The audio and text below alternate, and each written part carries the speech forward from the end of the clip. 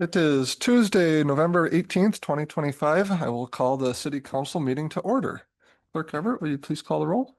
Councilman Huckabee. Here. Councilman Johnson. Here.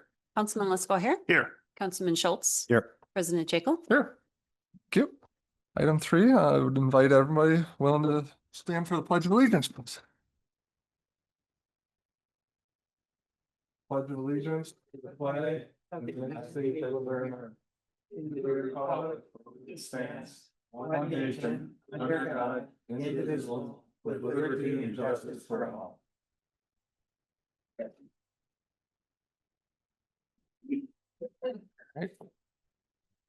Item 4, consent agenda. The consent agenda outlined below is hereby presented for action by the city council. Items may be removed from the consent agenda on the request of any one council member. Items not removed may be adopted by one action without debate. Removed items may be taken up either immediately after consent agenda or placed later on the agenda at the discretion of council president. Go ahead. I move to approve the consent agenda as listed, items 4A through 4F. Second. Okay, we have a motion and a second. Any debate? Seeing none, all those in favor, please signify by saying aye. Aye. Any opposed? Motion carries. Item 5, public hearings. Tonight we have none. Item 6, public comment for matters on the agenda. The city council will receive comments from city residents. Comments are generally limited to 3 minutes per individual. Anyone wishing to speak is required to sign up in advance or state the following items for the record when called upon: name, address, and contact information.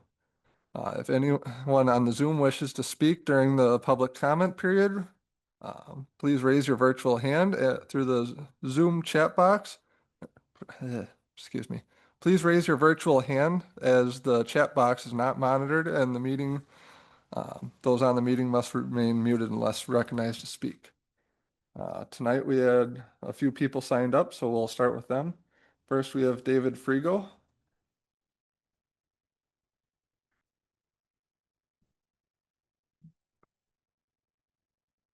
David Frigo, 409 Milo Street. I noticed there's a resolution for the annual garbage and recycling fee. I have no problems with it being changed myself, but I have been in different situations where homeowners in Fort Atkinson are not really in favor of it. They think they're going to get ripped off somehow. So I don't know if there's anything that could be put out to explain it better, but just thought I'd give you a head up that some people aren't happy. So thank you. Thank you. All right. Next we had, Chim Tosh. Sorry, did you want to speak at all or no? Okay. No, if you don't want to speak during the public comment, that's fine. Okay. John Howson.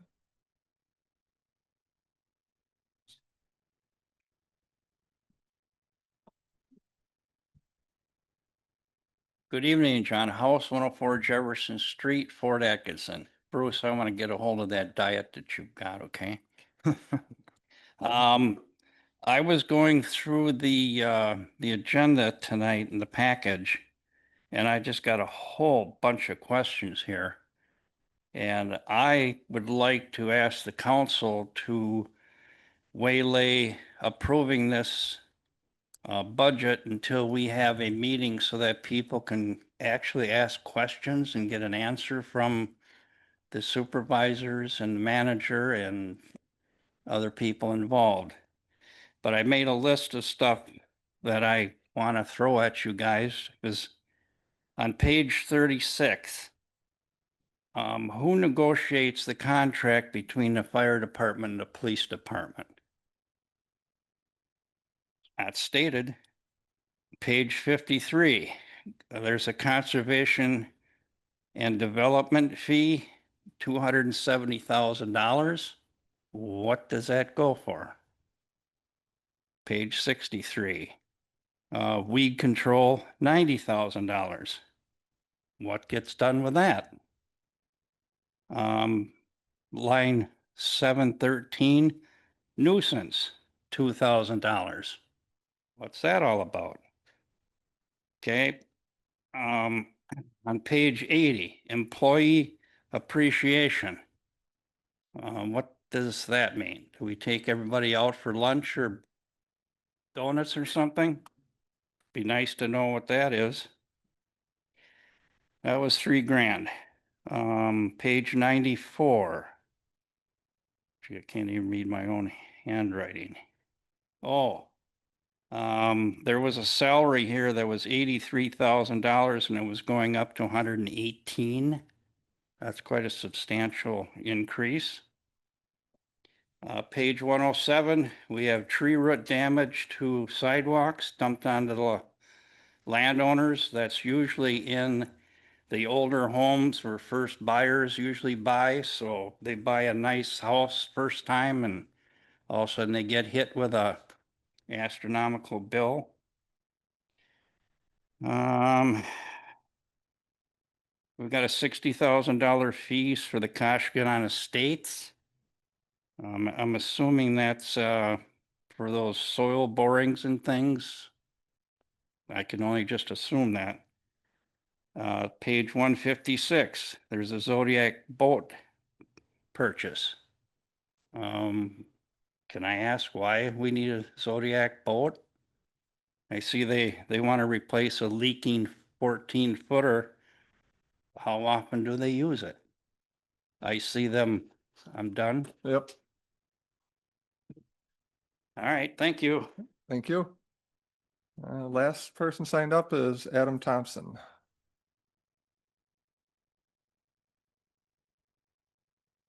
Hello, City Council. Adam Thompson. I live at 365 Ramesh. I came to discuss item 8A and hope that you support it.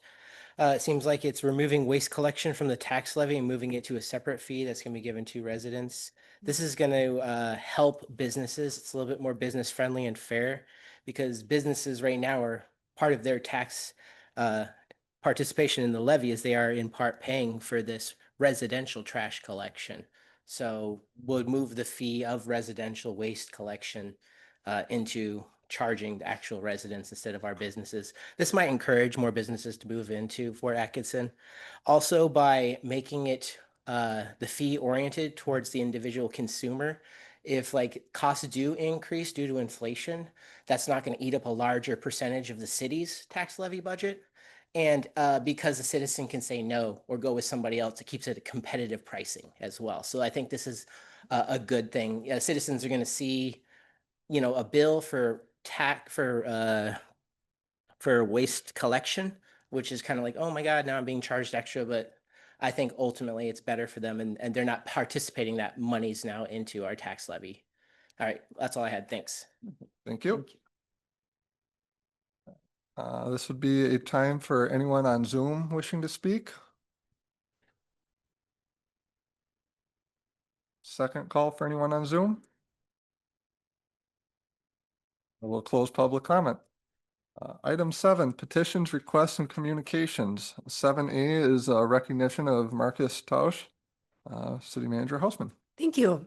So in 2021, our Parks and Recreation Department took down the various kind of outdated wall hangings in this council chambers to repaint, and we've been looking for items to replace what has been on the walls ever since. Earlier this year, our Public Relations Executive Assistant, Sarah Weyert, met Marcus at a listening session at the library held by State Representative Joan Fitzgerald and State Senator Melissa Radcliffe. Marcus created artwork to hang in Representative Fitzgerald's office at the state capitol in Madison, and staff discussed the idea of commissioning some Fort Atkinson specific artwork for the council chambers. So Marcus created 5 separate pieces for the city featuring city landmarks, including the bike trail, the historic water tower, municipal building, and more. He was featured in the Project LEAD and Wisconsin Board for People with Developmental Disabilities art show, Embracing Possibilities, the Power of Inclusion art exhibit at the Fort Atkinson Club, and the Mary Horde art show, both earlier this year. Marcus lives in Jefferson and taught himself his craft using instructional art books. He says art is a release of creativity and shows his self-expression. He's often inspired by the beauty of nature, seen while driving through the countryside, along with other artists' creativity. So staff commends him and his fantastic work and thanks him for his efforts in beautifying the council chambers. If you get a chance on your way out, take a look at the 5 paintings in the back. Not great light on them, I'm sorry about that, but they are very nice paintings, and we are very appreciative. And Marcus, if you are interested in coming forward, we just have a small token of appreciation for you, and I'll grab a picture if you're okay with that.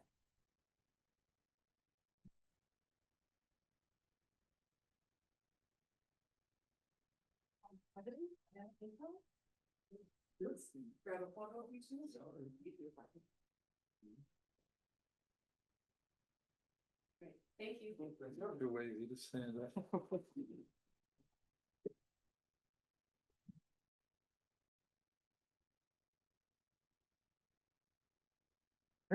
Thank you.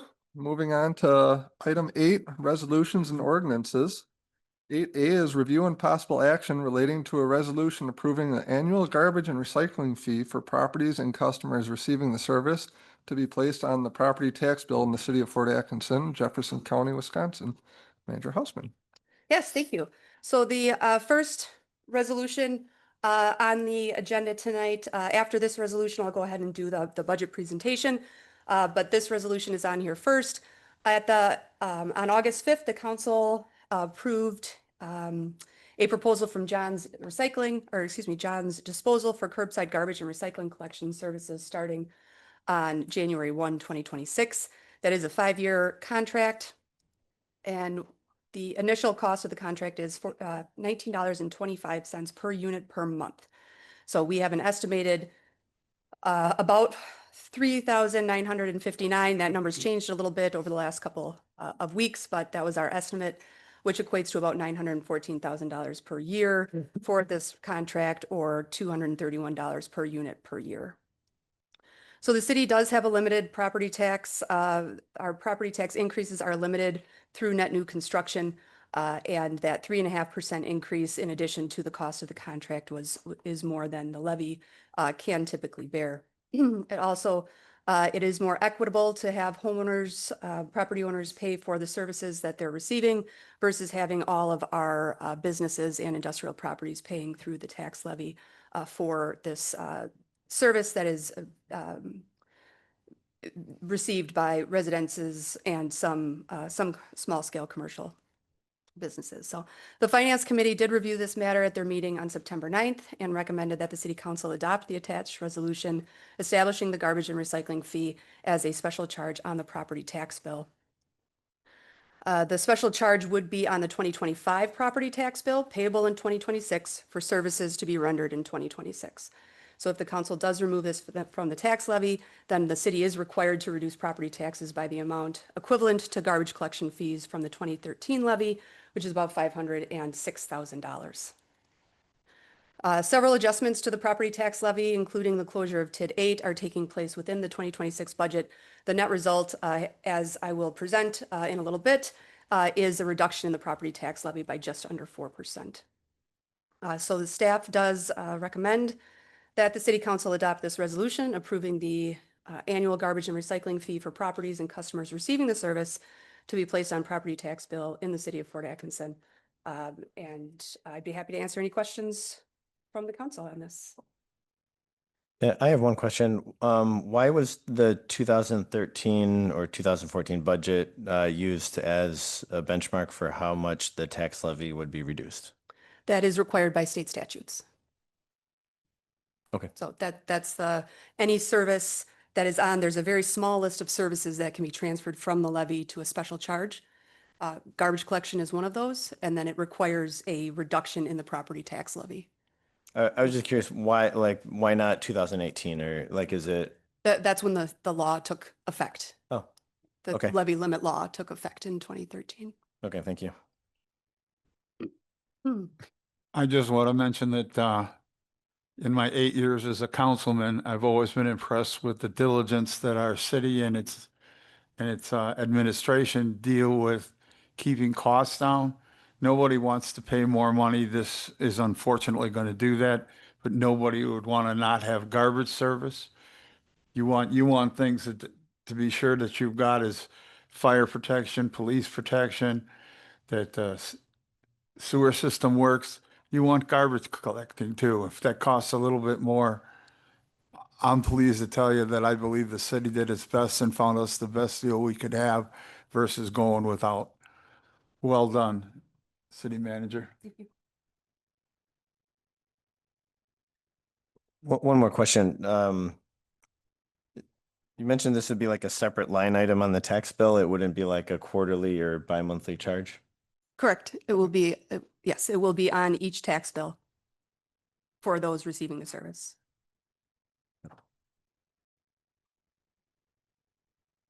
I move to approve the resolution adding an annual garbage and recycling fee for properties and customers receiving the service to be placed on the property tax bill in the city of Fort Atkinson. Second. Motion and a second. Any further discussion? Seeing none, all those in favor, please signify by saying aye. Aye. Aye. Any opposed? Motion carries. All right, moving on to 8B, review and possible action relating to the resolution adopting the 2026 annual budget and setting property tax levy for the city of Fort Atkinson, Jefferson County, Wisconsin. City Manager Hausman. Thank you. So before you tonight, there's 3 resolutions. We'll talk a little bit more about those, but I'll go through my presentation here, starting with the 2026 budget process. So how did we get here? A couple things here. I want to take a moment, first of all, to recognize the hard work that city staff puts into this document annually.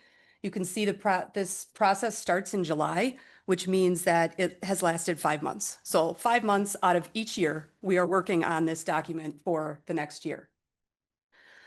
It represents an incredible amount of time and energy to produce this transparent, readable, and goal-oriented budget document. So you can see we started in July. In August, we have the deadline for all of our management team to submit their year-end projections, their operational requests, and their capital recommendations. We talk about the budget, wages, and fees at a finance committee meeting. This year it was September 9th. And then we held a 4-hour city council budget workshop on October 8th. October 21st, we sent that notice the notice for this, the public hearing, which was 2 weeks ago, was published in the paper. We had that public hearing on November 4th, and here we are on November 18th. The budget is scheduled for adoption through those resolutions today. I will say that at any time during this whole timeline, I am open to answer any questions from the public or the council relating to specific line items after that budget is published, which it is published prior to the publication on October 21st. Okay, so the draft budget was presented as part of the public hearing on November 4th. The changes since that time include the certification of the levies from all the other taxing jurisdictions. If you recall, the city's portion is really just between 33 and 35% of the overall tax bill. So we get those certified levies from the other taxing jurisdictions. We also have all the charts and tables that are in the budget document that you're used to seeing. In section C there, we have our final TID increment in section O. And then these are our requested actions tonight. You've already approved the garbage and recycling special charge, so thank you for that. And then at the end of this presentation, we can discuss those final 3 resolutions: adopting the budget and setting the property tax levy, confirming the total levy and determining the mill rate, not including that school levy tax credit, and then adopting the 2026 schedule of fees. So as I said, this document remains unchanged from 11.4, but I will point out a couple large items here. So this is a 2025 year-end estimate for total general revenues. We are estimating that it is a net increase or a net increase to the general fund balance at the end of 2025.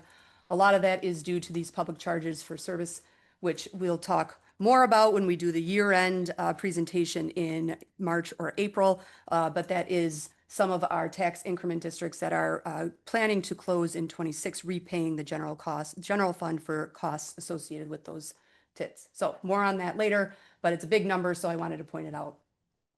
Public charges for services As a revenue, that's up 37%. That is based on two things. That is that is based on one thing, and that's the new contracts for fire and EMS service with our surrounding townships. The intergovernmental revenues category also increased by just under 17%, and that is due to the city qualifying for the expenditure restraint incentive program, and that is based on limiting the increases in the general fund budget from 2025 and 2024. So the city earned $226,000 in 2026 because we were able to limit our budget increases in 25 over the 24 budget. There were a couple, there was one significant decrease in expenditures, and that's in that public works category. That's down 28%, and that is the removal of the garbage and recycling contract from the general fund. The other item is this public service enterprises that went up significantly, and that is due to the increase in our contingency fund for 2026. And that's actually includes a transfer out of $226,000, which was our expenditure restraint money, transferring out to Fund 5 to pay for additional roadway. We won't always get that ERP, that expenditure restraint incentive program funds. So it's really not a great idea to bake it into the general operating. It's a better idea to put it towards one-time capital costs in case we don't receive it the next year. Overall, there is a almost 4% decrease in the levy due to that TID 8 closure and moving garbage and recycling to a special charge. Moving on to the city mill rate, you can see the city mill rate is on the left-hand side of your screen. That's only the city's portion of the mill rate. We're at about $7.16 per thousand of assessed value. That is down about 30 cents per thousand of value from 2024. And then on the right-hand side, you can see the estimated total mill rate per thousand, which is 21.16. But I will say that this does not include the school levy tax credit. We usually get that number around the 20th of November, so we just missed it for this presentation.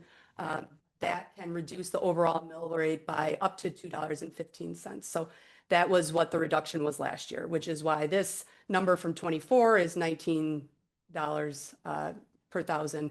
And this looks like it's an increase. Well, this doesn't include the school levy tax credit, so that will be a further reduction. This chart shows the mill rate breakdown per $1,000 of assessed value. So who's taking up or how has the taxing jurisdictions, the 4 taxing jurisdictions, how have they changed? What proportion of the tax bill are they taking up there? So you can see the school district is in blue, the city is in green, MATC is in yellow there, and Jefferson County is in orange. So on the left-hand side of your screen, the percentage change in mill rate for those 4 taxing jurisdictions is outlined there. Jefferson County went up 6.3%, MATC went up 3.1%, city went down about 4%, and the school district went up less than 1%. Okay, showing this another way, this is the percentage by taxing jurisdiction. So each dollar of your property taxes is split in this way. 47% goes to the school district, about 34% to the city, about 16% to the county, and about 3% goes to MATC. This chart shows the same information, but just includes our tax increment districts. So when we get a levy certification from each taxing jurisdiction, we run it through a formula and we add the value of the TIDs in that formula, and that is where the increment, where the dollar amount, where the increment is, where that comes from. So you can see in 2025, we have about $750,000 in TID in value increment, and that is split between our 4 tax increment financing districts. And that is down from 6% in 2024 due to the TID 8 closure. So this is the impact on property taxes at various assessed values. So the second value there in the table in that first column on the left is $238,939. That is the average single-family home value, assessed value in the city in 2025. So if we look at the difference between 24 and again, this is just the city's portion of the tax bill, the 2024 portion, 2025 portion, it's about a decrease of about $71 per year.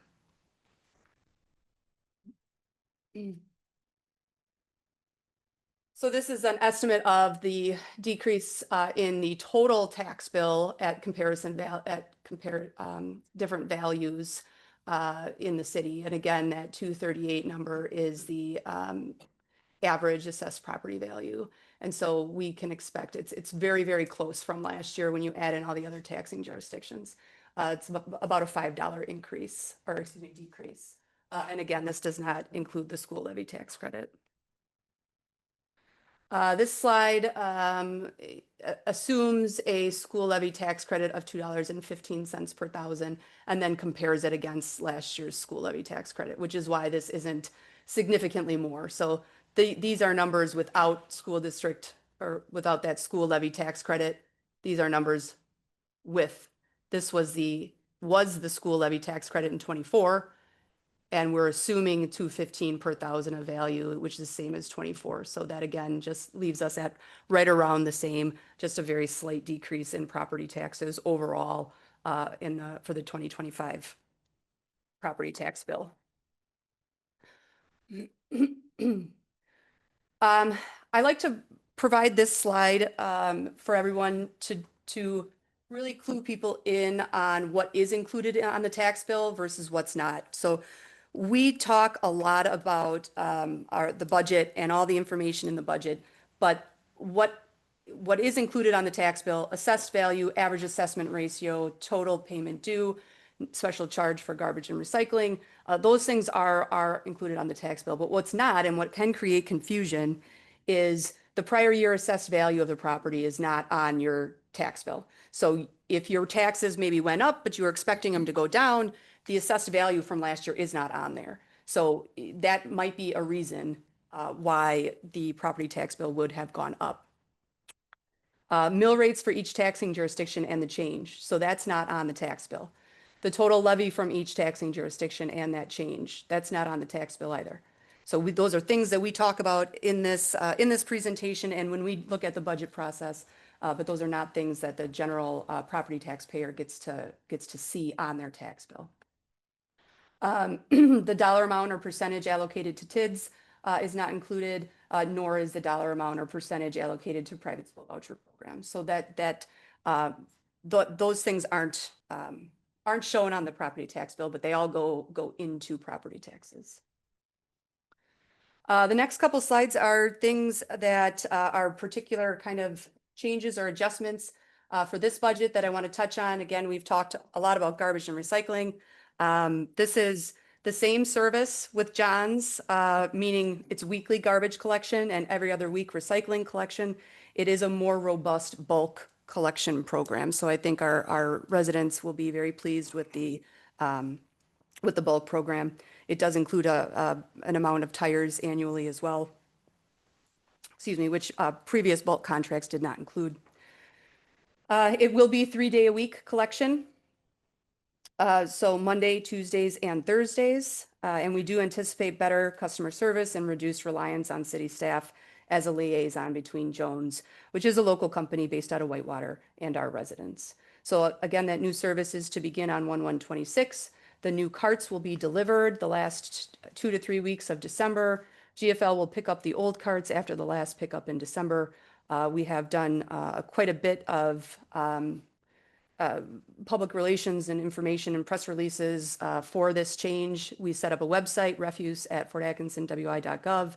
If anyone has questions about this, they're free to email and we will get back to them. We also recently posted an interactive map on our website. So if there's any question about when your garbage or recycling is being picked up in the new year, you can zoom into your specific property and find that information out. We also have a very thorough, frequently asked questions section that gets updated almost daily when we get questions from our refuse@fortatkinsonwi.gov email address. So we are trying to communicate as best we can with this change. Again, if there is, please check out our website or email that email address if you have questions about the change. Another item of significance is the classification and compensation report that the city commissioned in 2025. The report was presented to the city council on October 21st.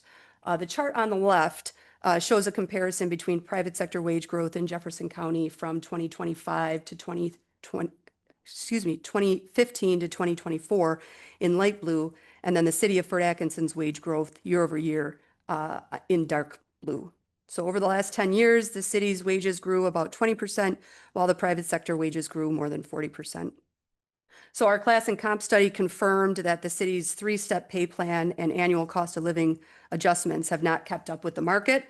And while this chart shows public sector versus private sector in Jefferson County, the study only compared the city's data against comparable communities in Wisconsin. So private sector data was not used for the study, but the study still found that we were pretty far below our comparable communities. So the new pay plan is an open range merit plan, and it moves from the current structure of 32 pay grades with 3 steps in each grade to a new structure of 17 pay grades with wide ranges. The cost of living adjustment annually moves the whole range, and then systematic annual raises move positions through the range until the midpoint, and then it's merit-based increases at or after the midpoint. And again, that midpoint was set at the 50th percentile of comparable communities, which means that we will continue to need to move that through the cost of living adjustment annually so that we stay in line with the market. If not, we'll be right back in this boat in a couple of years. The next item that I wanted to touch on is our facilities manager position. This is a new position within the 2026 budget. We have not had a new position in this organization in a number of years. So a new position does require long-term funding, and scrutiny of that proposal is justified completely. So before I talk about some of the statistics, I want to tell you a little story behind this picture. I was visiting the library back in May with my daughter on her 7th birthday, and it was about 4:30 in the afternoon on a Friday. And who walks by wearing rubber gloves and carrying a ladder but Minetta Lippert, the library director. So this is other duties as assigned, I guess, but with a smile. Luckily, she was doing it well. But I show this picture, and I can also talk about some HVAC issues at the museum that Marilee Lee has brought up to me before. You know, we hire a lot of our management team for expertise in their subject areas, not necessarily for their ability to manage HVAC systems and climb up on ladders and do things of that nature. So, you know, I don't anticipate this facilities manager position to be wearing rubber gloves and carrying around a ladder, but he or she will be managing that work and assisting our management team with planning and managing and project management. So we have 38 rooftops. 17 of those are at the wastewater treatment facility. We have 11 with heating and air conditioning systems. That only includes 1 at the wastewater facility.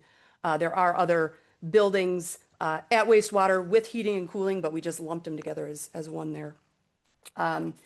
The position will create some efficiencies and economies of scale in terms of ordering supplies, maintenance contracts, elevators, fire alarms, HVAC. The position will provide project management and the airport facility and operations, as well as the building safety coordination. I don't expect everybody to see this table, but this table is all of the values. That's all of the values of the buildings that the city owns, all of our assets. that the public and this council has invested in a total of $126 million worth of assets. And these are insurance values. That's how we came up with these values. So the buildings are investments by the community and in the future of this community. And this position will help protect those investments in the long term. I really doubt there's many other communities or businesses that have $126 million worth of assets and no one to manage them. So I was also asked if there are other of our comparable communities that have a position such as this, and I did some research on that as well. The Village of McFarland, the City of Watertown, City of Monona, Village of Oregon, City of Verona, Village of Wanakee, City of Whitewater, and then, of course, Jefferson County and the school district all have positions of this nature to assist with these types of items.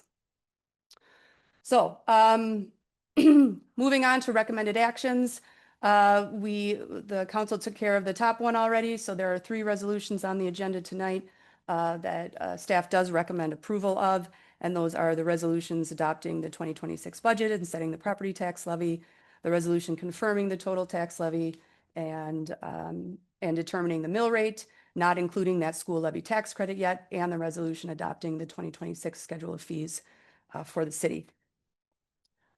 And with that, I would be happy to answer any questions.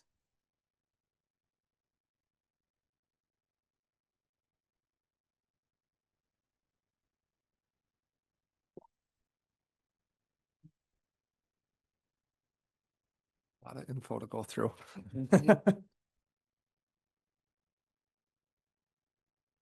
Any questions or comments for it? Otherwise, I would entertain motions. Well, no questions, a few comments, perhaps. I appreciate citizens' continued interest in our proposed 2026 budget, but I don't believe any of the questions that were asked this evening or comments that came up in our last meeting warrant postponing action on it. There were a couple of comments during the public hearing at our last meeting on the budget that I'd like to revisit briefly. And one, there was a request to hold a public hearing with all department heads to discuss what was called wish lists. Not my choice of words. Though if wish list is another way of saying the supplies, the equipment and the machinery required to meet the needs of our community is, then I guess go ahead and refer to it as a wish list. But aside from that, the request to have the public hearing with department heads to discuss items on the budget, as you heard Manager Hausman say, that is part of every year's budget process. We did that on October 8th, I believe you noted. 5 hours reserved for it. We did it in 4 hours. It is an opportunity for all of the department heads to be here. We go over accomplishments in the current year, goals for the next year, budget requests, any capital improvement plan projections for the coming years, and the public is invited to it. Is an open meeting. And as I recall, I don't think anybody attended it this year, but if you are interested in that in the future, please attend. There's a lot that is talked about, and it is one of the pieces of how we get to here tonight. And you don't hear very many questions because we've been going over this for weeks and weeks and have had plenty of opportunities to provide some input on the budget. I think this budget is really strong. It tax levy reduction. It is less reliant on property tax revenues. It qualifies us again in 2027 for the expenditure restraint program, a good thing for our community. We are looking at closing tax increment districts, another good thing for all taxing jurisdictions in the city. It gives us the flexibility to create new tax increment districts, which can spur additional investment in the community to further grow our tax base. It brings our wage scale back into some balance. There's an affordable housing fund. There's a lot of good things in here. I don't need to point out all of those, but I'm very much in support of this budget.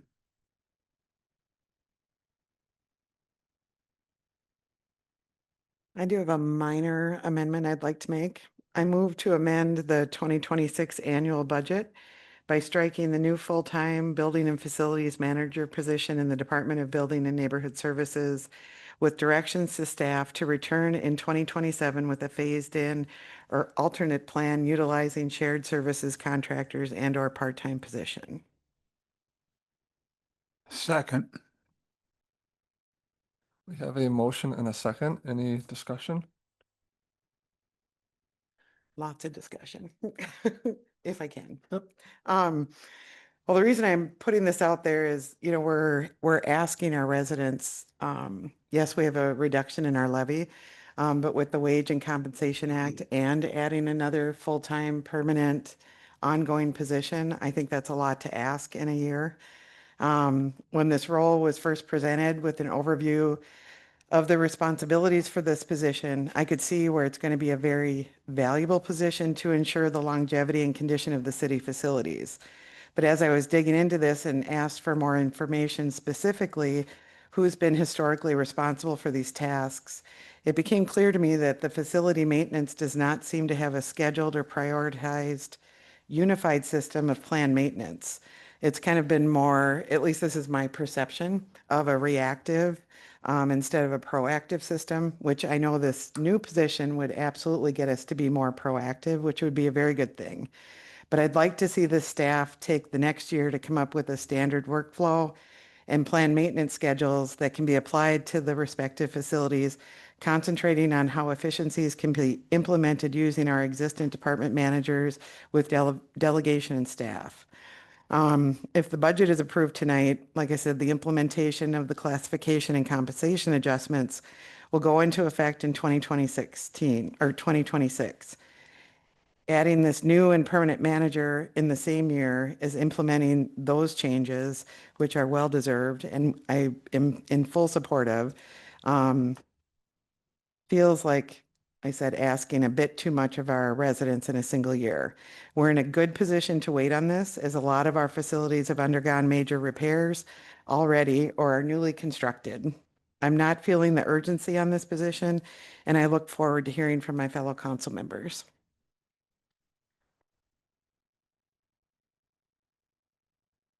We continue to debate this at the moment, I would assume. City Manager Helson, this process, have we got a prospective person for this job yet? Or has it got to get listed and then we find a perspective or several perspectives and pick one? Yeah, we have a draft job description right now, but we don't have a finalized job description. And no, we were not planning on hiring the position until 2026. And I will say one of the reasons that our department managers don't have a proactive approach to building management right now is because they are busy doing the operations of their departments and trying to also manage their buildings and facilities at the same time. So it would be beneficial for all of our facility managers / police chief, fire chief, superintendent of public works operations, library director, museum director, et cetera. It would be very challenging to add a goal like that onto their already full plates for 2026. There's a reason we're asking for this position, and that's because they are not able to get that proactive work done under the current staffing.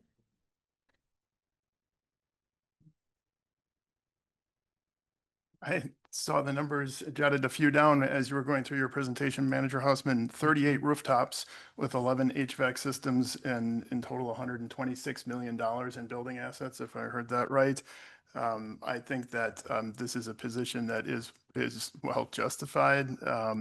I think expecting a library director or museum director, a police chief to get up on the roof of a building and maintain things that we've heard in the past, a wastewater superintendent to care for those buildings is not as strong a strategy to stay on top of the maintenance, and when things go wrong, to have somebody who's got a little bit more expertise in dealing with that. I think our staff has done a tremendous job of caring for the buildings, but it takes a ton of time away from what they are hired to do when something goes wrong. And things do go wrong at newer buildings or some of the more aging buildings we have, like the library and the museum. I think the position is well justified. I will just say, when we first kind of brought this up, I was very hesitant on the position, but in my previous or first term that I was here, my biggest thing was I saw the lack of maintenance being done to the buildings. My first budget cycle, I pushed to get the municipal building roof repaired. Just last 2 months ago, I believe it was, the senior center roof came to us with an emergency repair of needing a whole new roof. I think that's where this position is going to help, hopefully, by extending the lifetime of these buildings. We just put up a very nice DPW building. So, and that was kind of due to lack of maintenance over the last 50 years. So my biggest, I feel like this is a very good position to be bringing forward and looking into having and adding to the team. I agree as well. I would like to put it off a year is what I'm proposing. Any further discussion? All those in favor of the amendment to strike the building manager's position, please signify by saying aye. I, Any opposed? Aye. Hey, Nay. That will fail. Nay, sorry. I want to be Yep. her off and thank you. you can pass that too. I appreciate that. Thank you. Mhm. I move to approve the resolution adopting the 2026 annual budget and setting the property tax levy for the city of Fort Atkinson, Jefferson County, Wisconsin. Second. Okay, we have a motion and a second. Any discussion? Being none, all those in favor, please signify by saying aye. Aye. I, Any opposed? Motion carries. Item 8C, review and possible action relating to the resolution confirming the total levy for the taxing jurisdictions in the city of Fort Atkinson and determining the mill rate. Houseman, I believe, has gone over this already. Happy to answer any questions on this one. It goes through the operating budget requests from the taxing jurisdictions, adds the amount for the TIDS, as I discussed, and then has the total mill rate, which at this point is 21.16 per 1,000 of assessed value.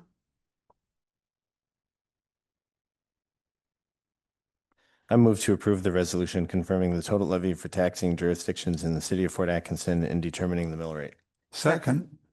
Motion and a second. Any discussion? Seeing none, all those in favor, please signify by saying aye. Aye. Any opposed? Motion carries. Item 8D, review and possible action relating to the resolution establishing the 2026 schedule of fees in the city of Fort Atkinson, Jefferson County. Manager Houseman. Yes, this schedule of fees has been before the Finance Committee, the City Council a number of times. And this is just final adoption of the proposed 2026 schedule. I'm happy to answer any questions.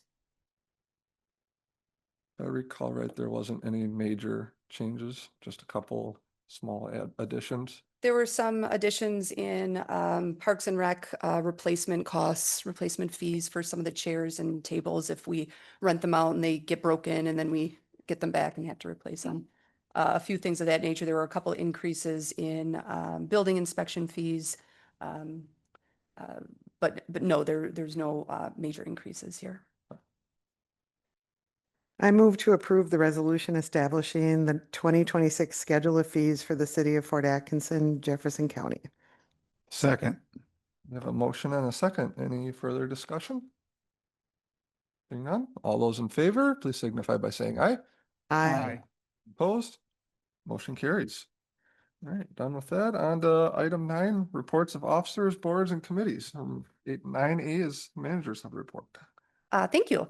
The Traffic Review Committee met in September and recommended the placement of some new stop signs at the intersections of Rena and Montclair, as well as Rena and Regnita, and Premier Place. These new stop signs have now been installed, so please take care when you are in that area of the new traffic patterns. The Blackhawk Artists Art Show continues at the Horde Museum through Thursday afternoon. If you haven't had a chance, I encourage you all to attend and take home some local art. About a year ago, this body approved a public monument review for Landon Stachel's Eagle Scout project, which is a bike repair station at the Rotary Depot along Glacial River Bike Trail. I'm pleased to announce it has now been installed and the project is near completion. I think we're just waiting on a plaque. I was delighted to be the guest reader at Storytime at the library on Saturday morning. It was not well attended, unfortunately, but the 19-month-old present did get a chance to hear about my special skill, which is political acumen. I'm sure that hit home with the 19-month-old who was present. In Public Works Operations news, our holiday lights will be installed downtown on Madison Avenue and Commerce Parkway on November 24th and 25th. That always helps me deal with the 4:30 dark sunset time. Public Works Operations staff continue to interview applicants for the general laborer position and hope to make an offer within the next week or so. Leaf pickup continues on the south side of the city with a return to the north side at the end of the week to start round 2. And the compost site will close after December 6th for cleanup and preparation for snow hauling this winter. Tomorrow, the Wisconsin Policy Forum is holding their annual Salute to Local Government Awards in Milwaukee. I will be attending the lunch and award ceremony on behalf of the city, which is a member, and as well as on behalf of the League of Wisconsin Municipalities.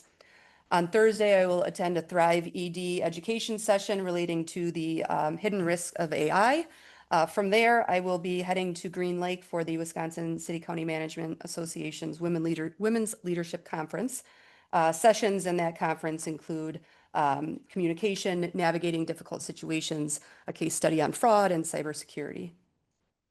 As we talked about John's disposal, I don't think I need to mention that one again, but please check out our website and email if you have questions on that change. The Dwight Foster Public Library is a donation location for the Jefferson County Christmas Neighbors Drive now through December 8th. So they accept new toys, rolls of wrapping paper, Scotch tape, new blankets, new children's scarves, winter hats, mittens, gloves, etc. And please reach out to Christmas Neighbors organization if you'd like to donate or volunteer, or if you are in need of toys, gifts, or food for the holidays. Finally, the remodeling of the office area outside my office will begin at the end of this week. So staff in that area will relocate temporarily to other parts of the municipal building, but will still be able to provide our outstanding customer service. That's all I have. Thank you. Thank you. Item 10 is unfinished business. Tonight we have none. Item 11, new business, we have none. 12, miscellaneous, we also have none. That leads us to the item 13, public comment for matters not on the agenda. The city council will receive comments from city residents. Comments are limited to 3 minutes per individual. Anyone wishing to speak is required to sign up in advance or state the following items for record when called upon. Name, address, and subject matter. No action will be taken on any public comments. Those of you following on Zoom, please raise your virtual hand if you wish to speak, as the chat box is not monitored, and you must remain muted unless recognized. Tonight we had Mr. House sign up for the second portion.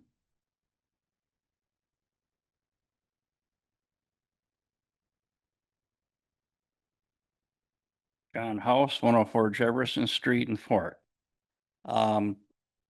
I went to a conference November 11th for the invasive species eradication in the state of Wisconsin. It was held at Ravenwood State Park in Milwaukee. It's well attended. I learned some real valuable things. There's a war against the pragmaties in the state. There's grants being given out to take care of it. Be more than happy to share that with somebody if they're interested. I met with Ben, the Park and Recs director, at the swimming pool park. Showed him where there's some real poisonous weeds there. Of course, nobody's done anything about it. I guess I'll just cut them myself with permission. and I do have to mention something. There's a typo on page 190 of tonight's agenda. It states, staff intends to work the city council. I'm assuming it should say work with. Other than that, I guess all I can ask for is help on the pragmatics. There's still stuff sitting down in the estates, and I don't know why somebody didn't cut them down, but it's a major, major mess. And I've been in contact with Crown of Life. I met with their head person, and the DNR has grants also, whether they give them to the city or to them. And I also have made contact with a gentleman that used to work for the NRCS. They have a person that flies drones over and kills it with drones. So that's the information I have. Thank you. Thank you. Anyone on Zoom wishing to speak for the public comment? Seeing none, we will close that. Item 14, claims, appropriations, and contract payments. 14A is review and possible action relating to the verified claims presented by the Director of Finance and authorized payment. I move to approve the verified claims as presented. Second. Motion is second. Any discussion? Seeing none, this is a roll call vote. Councilman Huckabee, Aye. Councilman Johnson, Aye. Councilman Lesko Hair. Aye. Councilman Schultz. Aye. President Jekyll. Aye, motion carries. Item 15, adjournment. I move to adjourn. Second. Motion is second. All those in favor? Aye. Aye. Any opposed? We are adjourned. Thank you, everybody.